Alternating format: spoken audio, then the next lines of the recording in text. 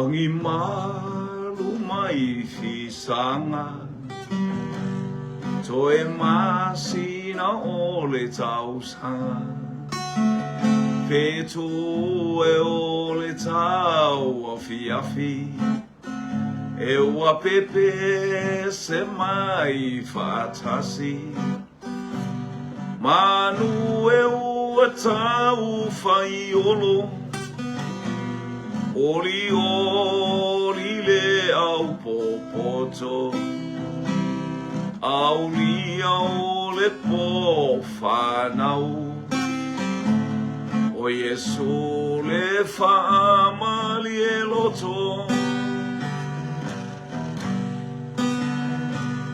Ang imalu mai fisanga Toe masina ole tausanga Manu e ua tau faiolo Oli oli le au popoto Manu e ua tau faiolo Oli oli le au popoto Via ole po fanau O Yesu le faamali e loto Yesu ola upele Ole mo faua ese Na e fio mai nei lava oe Pei lava oe se tangata ese Na te ena oe I tua ai I le nu o sa e alofa I ai E ai fo inisi ua latou Le fia ilo wa fio mai Hallelujah O Yesu ola upele O le alo faua ese Naya fio mai nei lava oe Pei lava oe se tangata ese Ena te ena oe I tua ai He le nu usa e ano fai ai E ai fo inisi walato Le fia ilo wa fio mai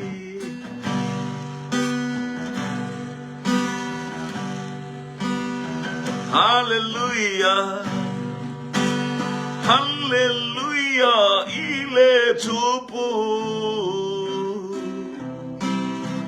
Hallelujah, ile tupu. Eu te pese moia, ou te siva moia, vivi ima faamanu. Hallelujah, ile tupu, glory, hallelujah, hallelujah, ile tupu. Eu te pese moia, ou te siva moia, vivi ima faamanu. Hallelujah, praise God. Vivi ile ali awa oia esili sili ta watu olona faamaoni lona lofa e tu maupese io ile oti Hallelujah, ile tupu. Hallelujah. Aleluia, ile topo.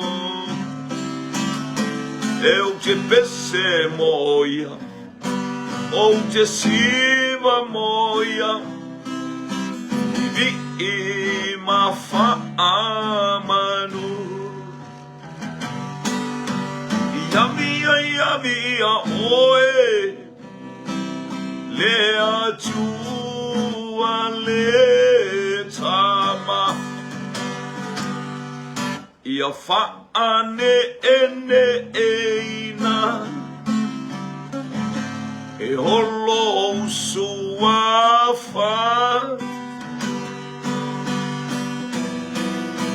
Ia toa tutuli, o tuli vai uma, masisi atu o tato lima.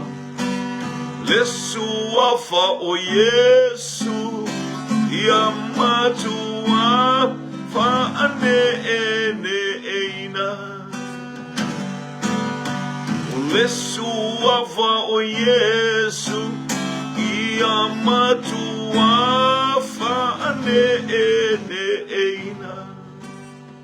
After Jamal Neva and Ole, give you the glory, we give you honor. You are worthy to be praised. Hallelujah, Lord of Lords, God of gods. Hallelujah, mighty, mighty, mighty, mighty, worthy, worthy, worthy. After Jamal Neva and Ole, Yellow Fanau Pokalame, Peona, Yail, ai mai me maole ala ia vai enga mai tau maftanga lau whanau ato fo malei tu lilo whale nganga se matou baba ia tu ai le ia fai fo infasiri nga malosio nei va enga aole aso a matou ba ia tu ile anga ia tu ile ungo le nei on nei fo ba ia so anga le mai la wa fio ma wo fo il vasenga ma wo fo ia lau whanau ma wo e o tangata ma wo le aingo le fatu tu le fia le ie matou te au mea fatasi mo matou fai mea fatasi mo matou tala no ele winga o lou malo e ala itali ma fesili fatasi mai ona o Yesu. Amene ma amene ma amene. Praise God, hallelujah.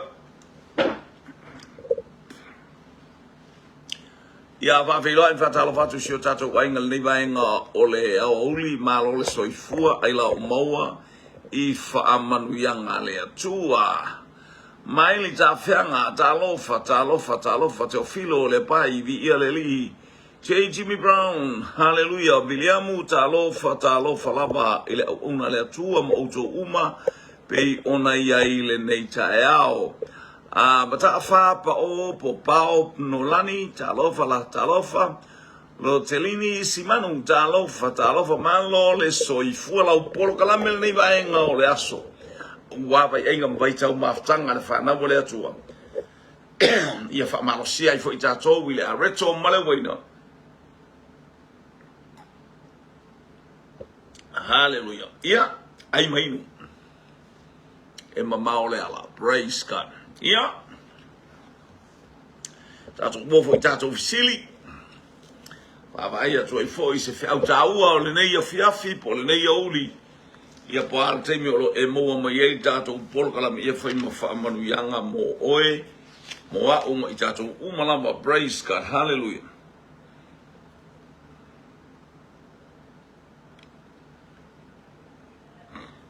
Ia le tua ia o stato, praise God. Stato Fisili, praise God. O ile ulua isoa o Paulo na o ile la tala inga, na abela na tala inga. O ile ulua isoa po le panga Paulo sa whapeo na la fia o e tala ina a mata ile la tala inga. Ia, o le Fisili mua le na, o ile soa o Paulo. Trevor Reyners, Fasau mo tau talofa bi iele o ile ulua isoa o Paulo na o ile la tala inga bi iele li ia ma ia sautali matango fie ai maino e maole ala bi iele li o temi o tala inga temi tatu tala iai Haleluia, wo o mai Krismasi, faisa utala ila wo faisa utala la wo lo lua pa anga. Faisa tala mata ngo fia mole Krismasi le aso soifua o lo tato wali e famana tu ina lea tausanga lua fe tausanga ua mamae o mai ile nei aso o tu mau lona manuia o tu mau lona mata ngo fia. Awa le whaafunfung anga le aingo le tua whatalo whatu fo ima le losa tasi kuresa o teinia mai waikiki ia vi ia le li ia lele wase e mai le tamaititi lele haleluia molpunefu tama mai le vaingalu ia malol tali tama ai al tato angelu tau ia whata ia li whasoa mo le maluta iau kala au le leo le maluta iau ali ia le praise God mea te fia wa atato mea tato te fia pe da mai fia bata mata mai au angelu o tato por kala le por kala me le por kala me fia bata mata mai au angelu le famel tus pa ien falongo tu le ia hallelujah praise God taimi ni o tala inga you are taimi ni o le visi tanga tau fu pa ki ala wa fa twa se ta on ma to tala bo ta on ma to por kala me ia le li tau talo lutu la sa ta asiasi a wati fai tau la lutu ai fai tau ta asiasi a wai e fo le lutu al nata ni e fa pe mai ai so le e fo makulo ai fai tau ta asiasi mato e karisia fo ni sa ia le sa ta fo ta mata ila we karisia le wata mai ia le angelu tau o panapa valelia li o sabelio talofa praise God. Ia fa bena fo fa talo fa ya pun puao elise mai lo awa ngai mo sio tato ai ngai le nei uli praise God o lau polo kalame fa malostino hallelujah ia mau ai fo ise fia so e faila wo faila panga vai sa panga manai bale panga le a Paulo sole isele manai o le tala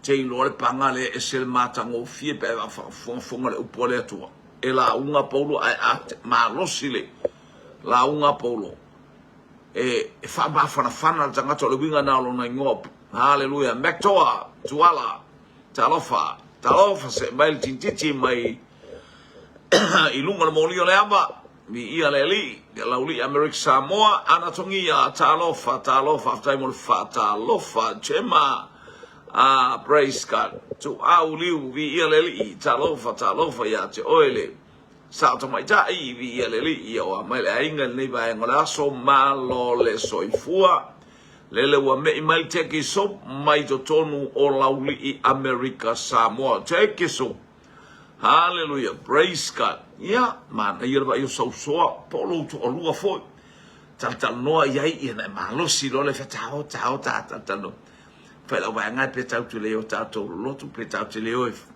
tato fes tato fon tatalo anatongia jeki so le mo saure supori tu amalo si arsa wor supori saule chicken soup la for supori umatu mo cheki male chicken oh isole le lopo ai tama ia malo si va ia o la supo ma por le chicken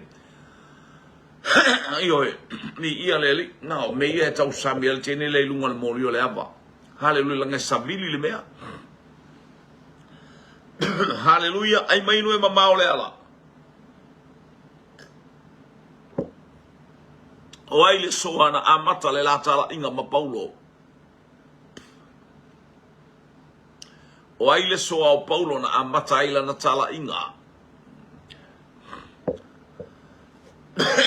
beef soup o ka sole e ali a o povi la o langa mana na ia tele povi a tutuila mol pepeti hallelujah mol pepeti o povi a tutuila wae ele te telen fanua na tai tolu a povi alo no binga o facile povi le alo no binga pe ole e umar tau sanga ne umar kirisi masi umar tau sanga fope fato au mai a februari fa ngal povi le facile a inga le wae le te telen povi o talofa ia o baba ya tato ofisili potato soup le lo mal potato soup hallelujah o watali tato ofisili o ai le soa po ai le panga Paulo sa alu la tala inga pe o vi ia le li praise God le wata mai jema le sautari a jema o tama o panapa na tai masvili hallelujah tai fili vi ia le li praise God Mekto tuala talofa anatongia panapa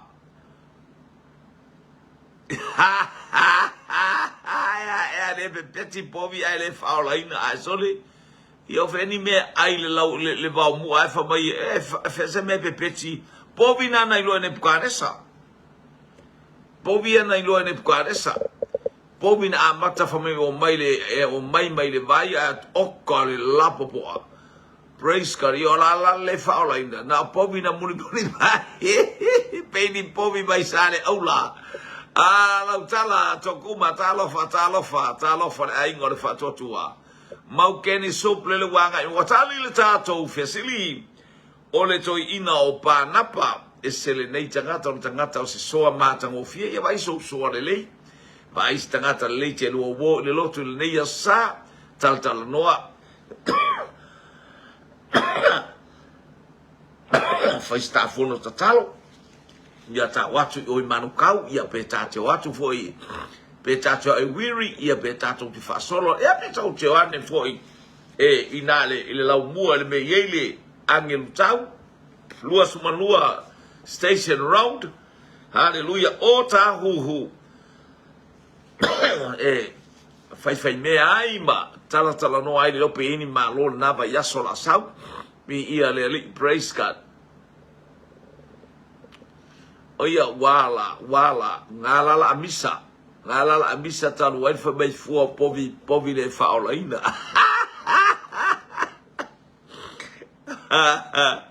ele le o tengia matai ele anga o tenia le faletua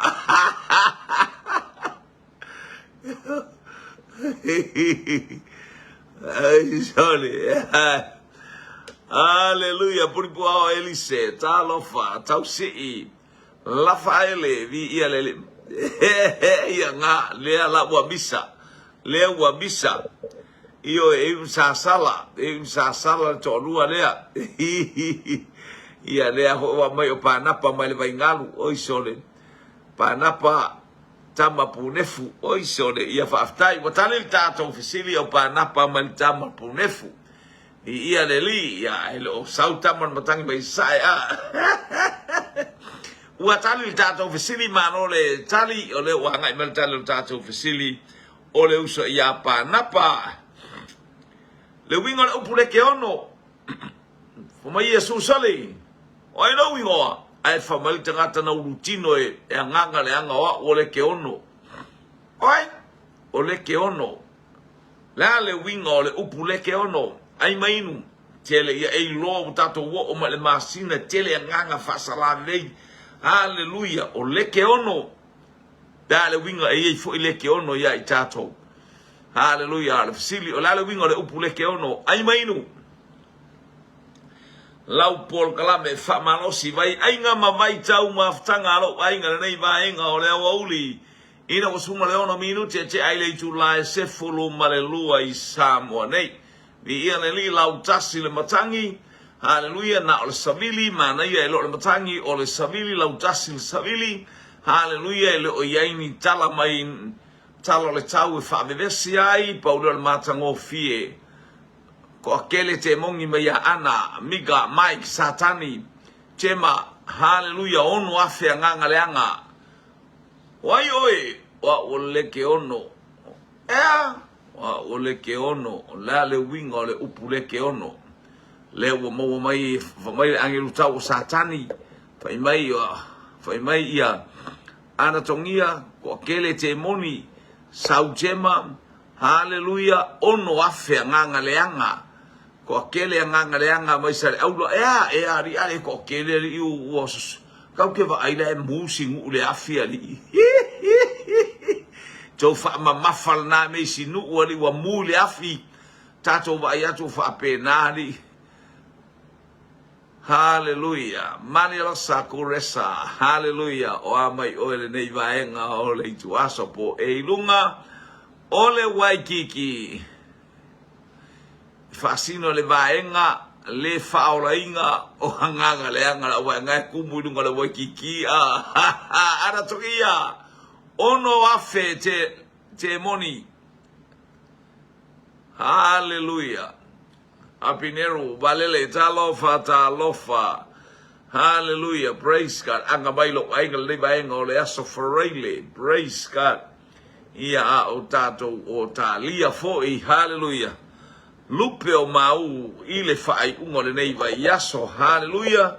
Ia matato wanga ia tuaivi ia le atua. Praise God. Ia ile anga leima le pa ia le atua. Tala leima ilovi ia le ali i so feni seu pui talofa. Ile nei vaenga o le aso awanga i mai le ainga. Hallelujah, malole tatalo, malole ono sai faftai foi ana pongi le nei vaenga o le aso. Talo talonga awale manuio na yo tato ainga. Na ia tato o e mai se le ekalesia le atua praise God ai foi se baio e tatalo ai vi ia le li. Hallelujah. La le winga lo pure ke ono le wa mau mai tali o tato fesili o nganga le anga e ono afe. Ole autau le na Roma i legend e tau e Roma le lato autau na o legends ole autau na e ono afe o tangata ia lato te whaia ngā ruenga le whasata roina o tangata.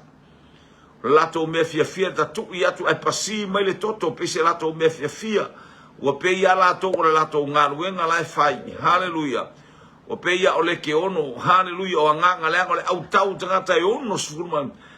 O le ata na o nganga leanga, o le tala na Roma, o tangata leanga. Hallelujah, o nganga leanga, fase, praise God, via le ali. Praise God. Upu ai, o ai ana neisa afiafinga, oli le ali, o lo umalosi lea, oka ea, i fo inai taimie. Ioe, a oli ia ile ifa maita mangoa.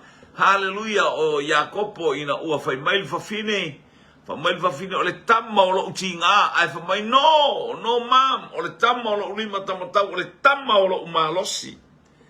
Oye, oli le tamaloa, tama o lo umalosi, ai fa le fesini le i, upu ai, oli le ali o lo umalosi lea, vi ia le ali. Praise God. Whaaftai fai supo so le manongi le leio. O le angelu tau ufa le fa mai o upa le angelu tau tema. Hallelujah. Te ine o Fili.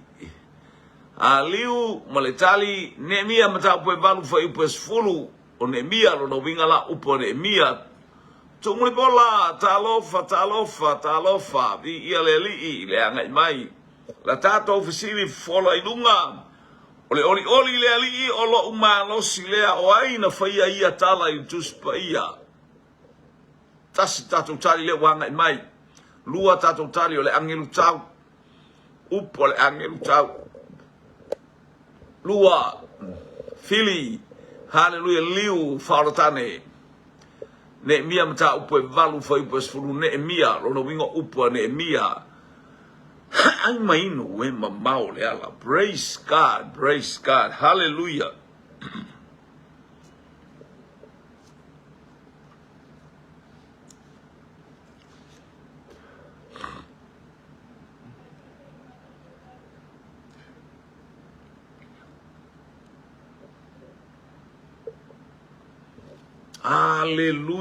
Hallelujah. Lua tatou tali. Hallelujah. Oli le ali o lo umalosi lea. Ia. Lua tatou tali anga i mai. Ia le ali. Praise God.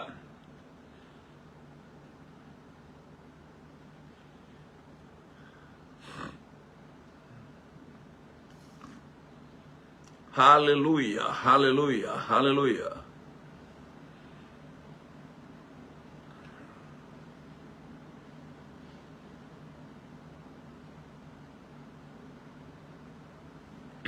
Yoi, pia vai ato tonga fiti ai o le wifi ma telefoni.